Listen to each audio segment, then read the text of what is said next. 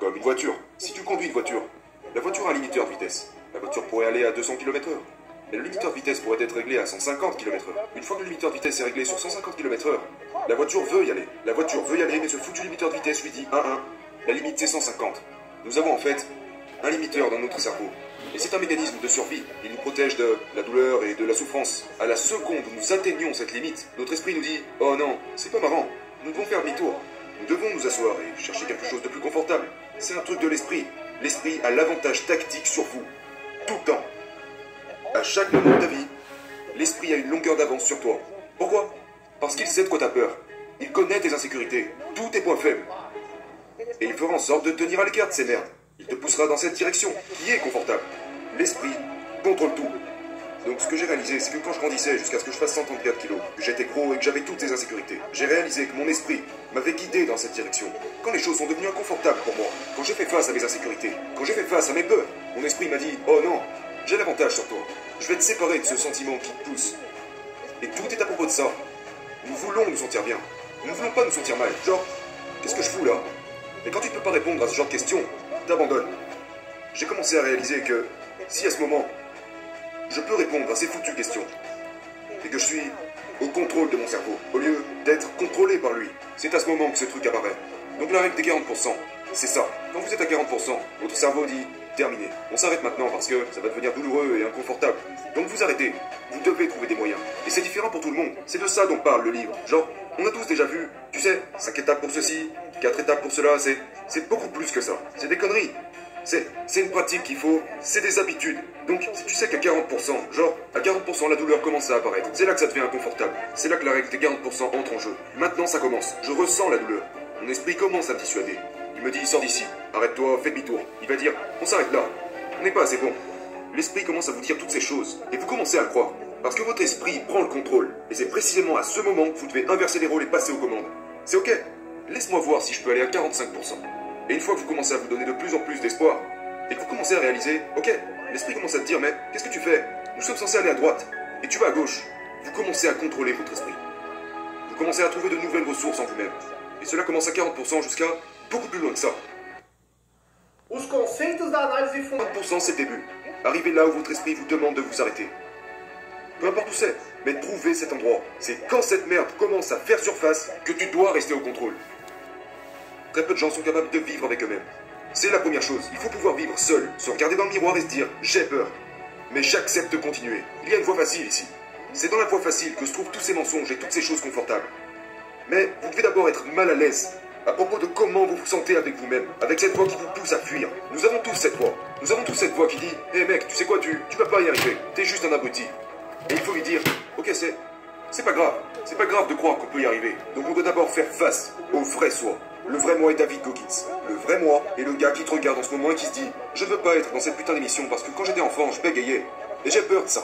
J'ai peur du fait que d'ici une seconde, je me remette à bégayer comme une merde, en sachant que le monde entier me regarde. » Mais c'est là que je me dis « Ok Goggins, tu dois aller dans cette putain d'interview. Voilà qui est Goggins. » Goggins va dire « Ok David Goggins, t'es minable. La vie t'a fait de cette façon. Et on ne peut pas vivre comme ça. On ne peut pas vivre dans la peur. On ne peut pas vivre dans le jugement. On ne peut pas avoir peur de ce que les gens pensent de nous. On ne peut pas avoir peur de ça. C'est Goggins. Goggins n'en a rien à foutre des gens qui ne l'aiment pas. Goggins prend le dessus. Mais je dois aussi écouter David Goggins qui dit « Mon gars, j'ai peur de ça. Je suis une merde. La vie m'a rendu faible. Je bégaye, j'ai des problèmes de lecture à l'écrit. Je suis gros, je manque d'assurance. Vous devez vous faire face dans une pièce sombre. Et c'est dans cette pièce sombre que vous trouverez qui vous êtes. Mais dans cette pièce sombre, vous devez également créer un autre être humain qui restera avec vous pour affronter qui vous êtes. Et c'est la seule façon de surmonter toutes ces choses. Tu dois créer quelqu'un d'autre. Mais pas comme quelqu'un qui aurait deux personnalités, non, c'est toi. Mais tu dois trouver de la force dans cette visualisation du nouveau toi qui prendra doucement le dessus. Presque comme un super-héros. Quand tu sors de cette pièce, tu es différent. Tu es quelqu'un qui n'en a rien à foutre du reste, qui ne s'inquiète plus d'être jugé, qui sait qu'il est faible, qui sait qu'il a peur, qui connaît tous ses points faibles. Peu importe, je suis là. Ça, c'est Goggins. Dans cette pièce sombre, tu te fais face. Tu réalises que tu veux devenir meilleur. Tu réalises que tu ne veux plus être faible et vulnérable. Et que tu veux éliminer ce genre de problème que nous avons tous. Nous les avons tous.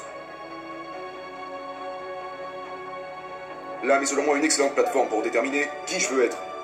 Et pas qui je suis. Voilà l'intérêt de cette pièce sombre.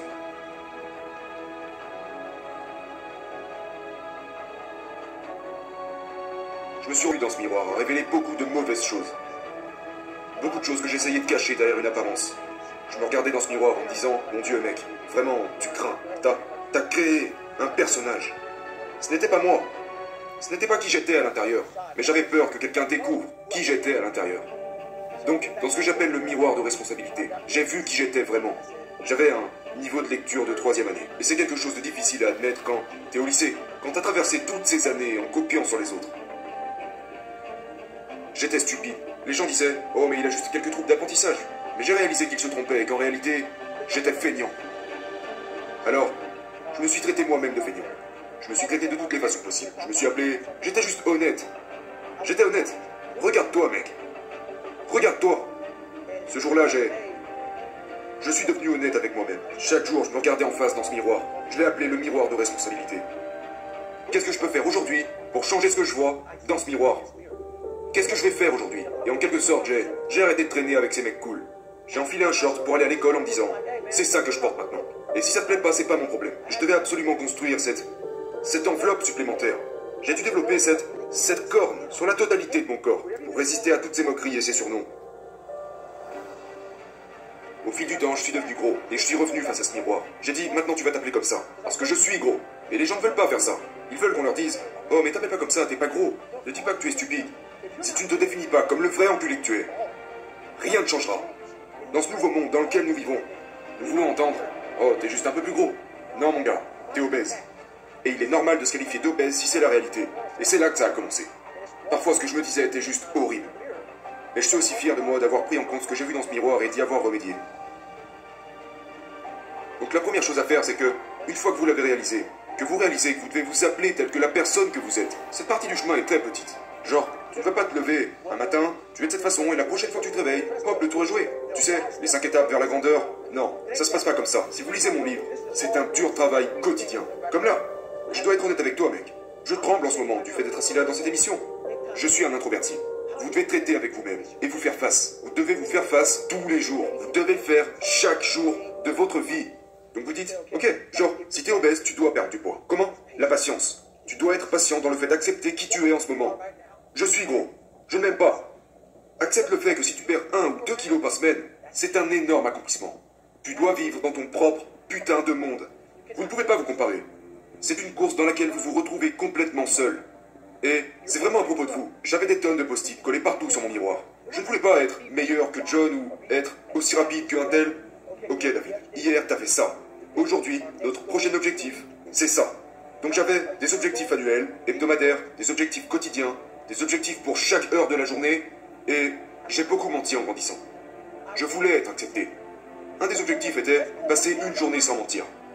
Passer un jour. Et puis, quand je mentirais à quelqu'un, je dirais « Hé mec, je m'excuse, je t'ai menti tout à l'heure. Est-ce que tu sais à quel point c'est dur d'aller retrouver quelqu'un et de lui dire que tu lui as menti ?» Donc j'ai trouvé ces moyens d'une absolue responsabilité. Genre, aujourd'hui, je devais courir ce matin. Avant de venir ici. Pourquoi? Parce que c'est à propos de ça. L'esprit, le corps, l'entraînement.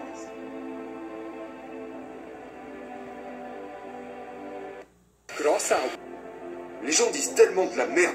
Genre, hey, je vais changer de vie, je vais faire ci, je vais faire ça. Es-tu responsable de ce que tu fais?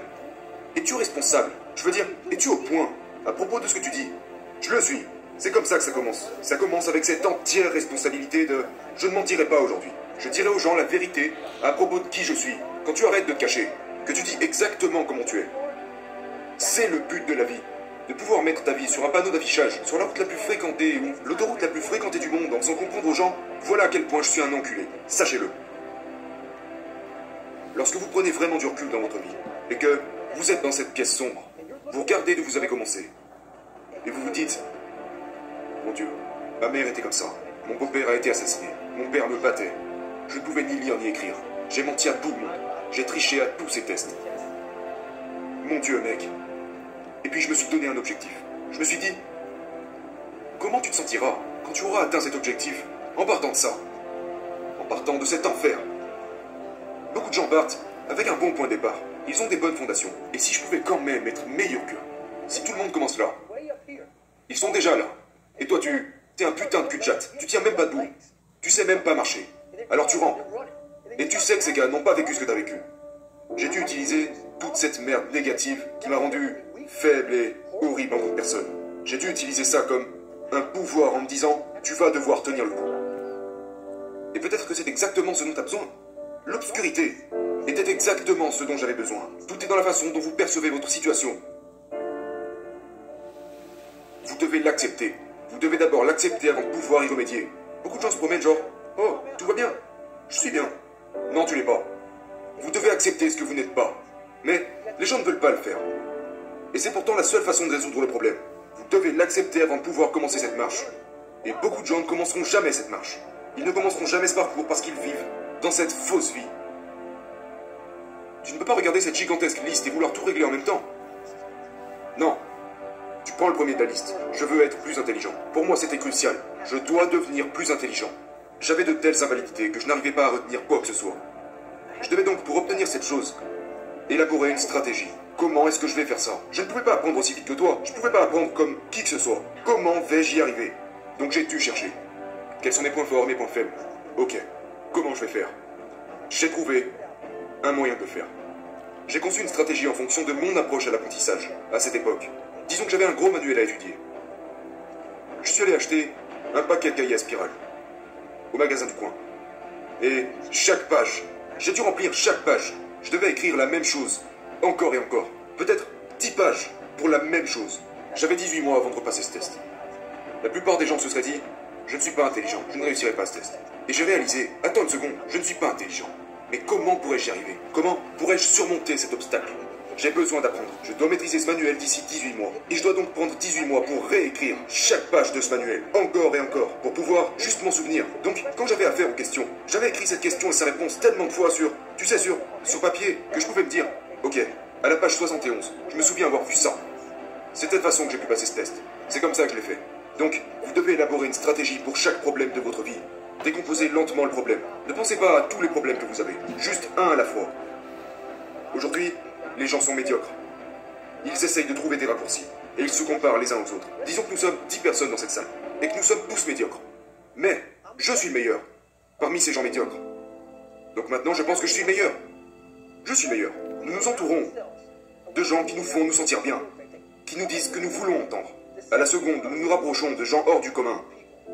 Nous n'aimons pas ce sentiment. Nous ne voulons pas nous entourer de gens qui se lèvent à 3h30 du matin et qui nous réveillent en nous disant « Hey, bouge-toi le cul, on va courir !» On n'aime pas la difficulté. On veut s'entourer de personnes qui nous disent quand on se sent pas bien « Oh, c'est pas grave, mec. Prends un jour de congé. On va prendre une pizza et regarder un match. » Nous aimons ça.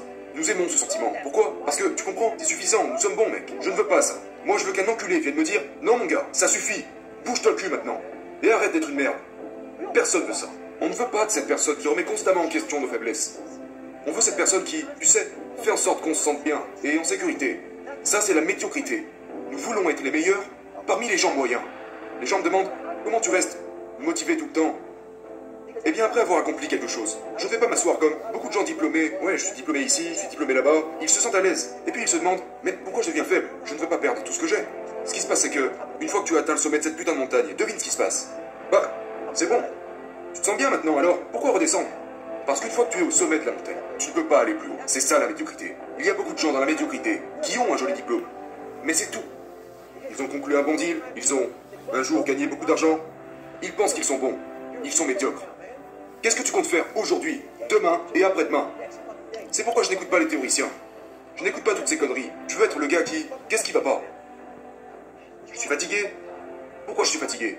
Parce que demain, je vais refaire la même merde une fois de plus. Peu importe ce que c'est. Peu importe si ça me donne la nausée, que je suis malade, que ça me fait mal. Ça ne s'arrête pas. Et c'est la personne que j'ai décidé de devenir. Une personne qui a acquis des connaissances. Qui a acquis des connaissances par la souffrance. Parce qu'à l'autre bout de la souffrance, se trouve un monde que très peu de gens, très peu, ont déjà vu. C'est un monde magnifique. Parce que c'est là que tu découvres qui tu es. Et tu ne le trouveras pas ailleurs. Tu le trouveras à l'opposé de... Comme pendant ma course de 160 km où j'ai couru pendant 24 heures. Là, je me suis trouvé. À l'autre bout de cette putain de course. À la fin de ces 19 heures, j'ai vu... Wow. Il y a un autre monde là-bas. Que je n'avais jamais vu. Qui est dans mon esprit. Et voilà le problème de la médiocrité. Elle est contagieuse.